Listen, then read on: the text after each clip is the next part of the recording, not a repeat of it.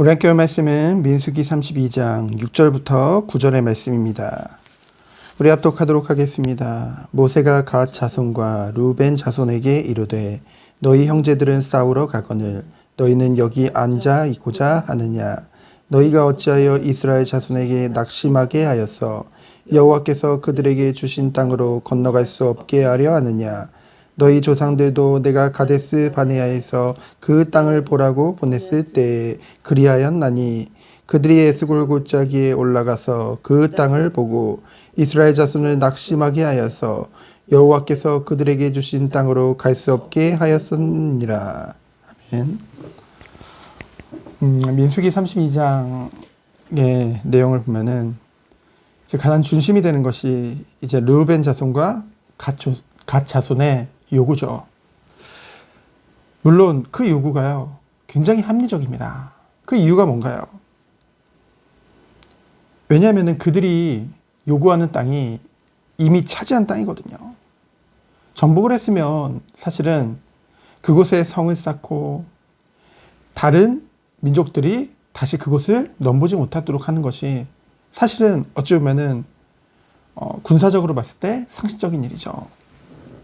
그리고 땅이라는 것이 놀리는 것보다는 그것을 이제 씀으로 해서 뭔가 굳건하게 우리 소유로 가질 수 있다는 거죠. 그리고 또 두 번째로는 한참 전투 중인데요. 여자들과 아이들과 수많은 가축을 끌고 그 전쟁터에 나가면요, 오직 전투에만 집중하기는 힘들거든요. 그렇기 때문에 놓고 가는 것이 어찌 보면 굉장히 합리적입니다. 그리고 마지막으로는요, 전쟁을 하는 데 있어서 후방에 든든한 병참 기지로 사용할 수 있다는 거죠. 이러한 여러 가지의 사실들을 봤을 때 굉장히 르우벤 자손과 갓 자손의 요구가 합리적이라고 볼 수도 있습니다. 하지만 오늘 본문에 보면은 이러한 합리적인 이유에도 모세가 그들을 아주 강하게 책망하는 것을 우리는 보게 되어지죠. 그 이유가 무엇일까요? 르우벤 지파와 갓 지파가 아주 중요한 것을 간과하고 있기 때문입니다. 하나님 백성에게 중요한 것은 실리보다는 명분이라는 거죠. 하나님 앞에서도요, 우리는 합리성과 실제성을 따질 때가 너무나도 많습니다. 하지만 우리는 합리성이나 신뢰를 추구하는 것이 아니라 하나님의 영광을 추구한다는 것이죠. 하나님은 언제 영광을 받으시나요? 하나님의 뜻에, 하나님의 말씀에 순종함으로 오는 것입니다. 하나님의 뜻은 뭔데요? 이스라엘을 향한 하나님의 뜻은 무엇입니까? 자기 백성 삼으신 이스라엘을 향한 하나님의 뜻은 이 12지파를 하나의 끈으로 묶으신 거예요. 어떤 것이요?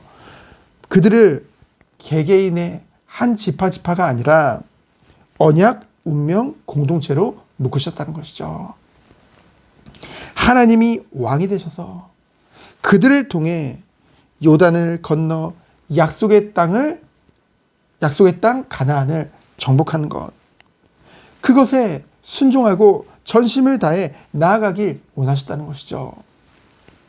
그런데요, 이제 실제 요단강을 앞둔 아주 중요한 이 시점에, 본격적인 정복 전쟁을 앞둔 이 시점에 두 지파의 이기적인 그런 요청은요, 전체의 사기를 꺾을 수 있는 발언이라는 거죠. 여러분, 누구든지 사정이 없는 자는 없습니다.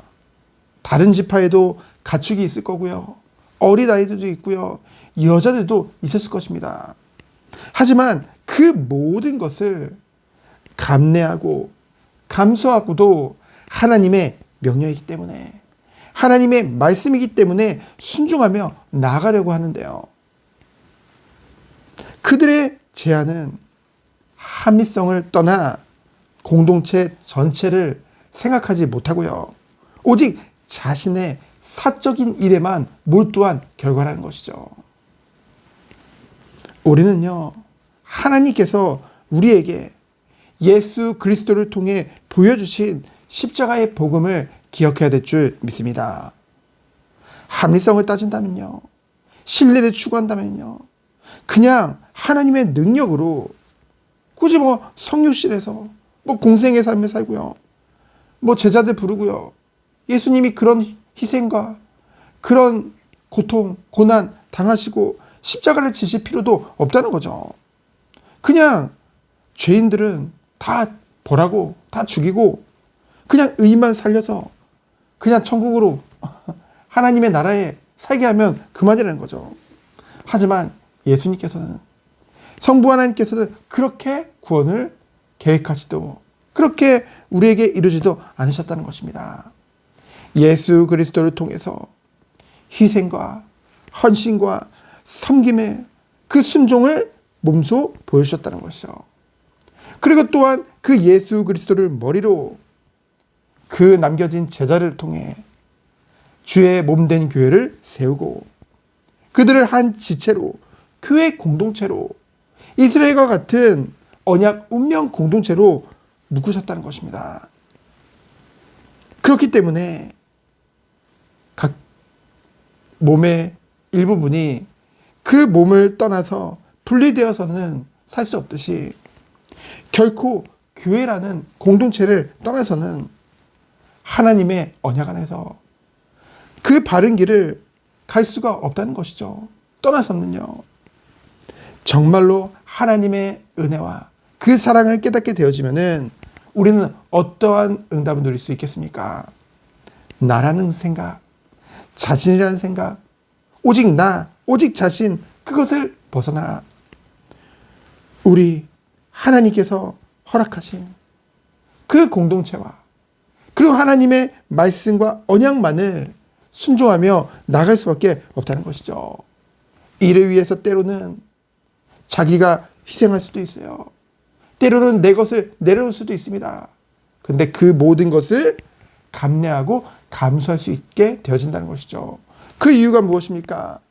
우리에게는 무한하신 하나님의 사랑이기 때문에, 십자가 예수의 그 사랑이 우리에게 있기 때문에, 그 은혜와 사랑이 우리를 붙잡아 정말로 우리를 생각하는 것보다는 하나님의 뜻과 그 하나님의 그 은혜를 생각할 수밖에 없다는 것이죠. 왜요? 하나님을 사랑하기 때문에, 주님만을 사랑하기 때문에 주님만을 따르는 것입니다. 그 안에 자기 희생, 헌신, 섬김, 순종의 삶이 있는 거예요. 이것이 기쁨이 되죠, 우리에게. 왜 그렇습니까? 하나님이 그 모든 것을 통해 영광 받으시기 때문에. 주의 계명이죠. 형제를 내 몸과 같이 사랑하라. 나를 사랑하지 말라는 것이 아닙니다. 나와 나를 사랑하는 것만큼 형제들 또한 사랑할 수 있다는 것이죠. 이것이 우리에게 참된 명분이 되는 것입니다. 지금 이 시대의 문제는 무엇입니까? 교회 안에 있으면서도요, 하나님의 은혜를 받았다고 한다면서도요, 나를 벗어나지 못해요. 이 아침에 정말 이 첫 시간에 그것에 대해서 묵상하며 오직 자기를 부인하고 자기 십자가를 지고 주님만을 따르는 그런 하루 되어지기를 예수 그리스도 이름으로 축원드립니다. 시간 기도합니다. 하나님 감사합니다.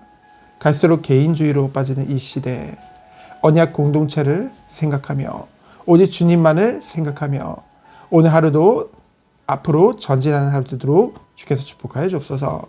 살아계신 예수 그리스도 이름으로 기도합니다. 아멘.